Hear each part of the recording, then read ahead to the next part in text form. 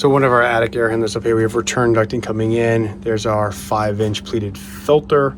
We have our chill water lines. We have our valve wrap kits right there. We have the air handler. We have hot water lines right there. There's our hot water piping with the valve wrap kits there. We have our supply plenum coming up and around and feeding that way. But I want to pay attention to, we have a secondary drain pan.